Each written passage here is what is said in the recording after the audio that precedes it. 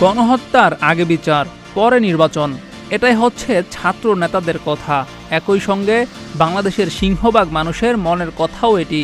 দেশের সংস্কার, আওয়ামী লীগের বিচারের আগে কোনো নির্বাচন নয়।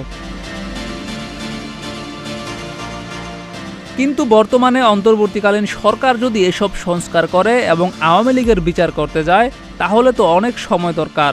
সেটা কেন মেনে নিবে বড় রাজনৈতিক দলগুলো? বিশেষ করে নির্বাচন হলেই তাদের বিজয় এমনটা যখন নিশ্চিত, তখন তারা কেন অপেক্ষা করবে? আর এখানেই শুরু হয়েছে বিরোধিতা। বর্তমানে দেশের দুই প্রধান রাজনৈতিক দল বিএনপি এবং জামাত চাচ্ছে না আওয়ামী লীগের বিচার হোক। তারা চাচ্ছে নির্বাচন যত দ্রুত দেওয়া যায় তার ব্যবস্থা করতে।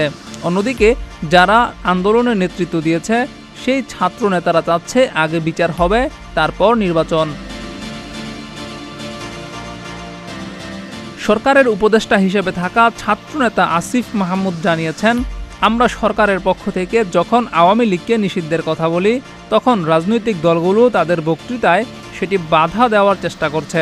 1945 সালে জার্মানির ফ্যাসিস্ট নাৎসি পার্টিকে যদি নিষিদ্ধ করা হয় এবং তারা এখনও নিষিদ্ধ রয়েছে, সেখান থেকে বোঝা উচিত আওয়ামী লীগের পরিণতি কী হওয়া উচিত। সম্প্রতি ডক্টর মোহাম্মদ ইউনূস ভারতীয় একটি গণমাধ্যমকে সাক্ষাৎকারে বলেছেন যে বিএনপিও চায় না আওয়ামী লীগ নিষিদ্ধ হোক, তারাও চায় আওয়ামী লীগ যাতে নির্বাচনে আসে। জামায়াতের আমিরও প্রকাশ্যেই বলছে আওয়ামী লীগকে তারা পরিবারের সদস্যই মনে করে।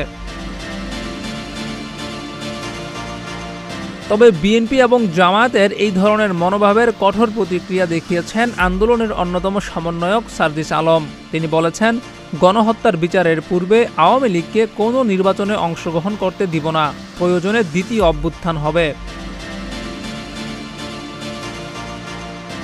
এছাড়া আন্দোলনের আরেক সমন্বয়ক হাসানাত আব্দুল্লাহ তার ফেসবুকে দীর্ঘ এক পোস্টের রাজনৈতিক দলগুলোকে ঐক্যবদ্ধ হওয়ার আহ্বান জানিয়েছেন। ফ্যাসিবাদ বিলোপের জন্য আহ্বান জানিয়েছেন দলগুলোকে। এখন দেখার বিষয় রাজনৈতিক দলগুলো ছাত্র নেতাদের সঙ্গে এক কাতারে আসতে রাজি হয় কিনা। জিয়াউর রহমান, প্রতিদিনের বাংলাদেশ।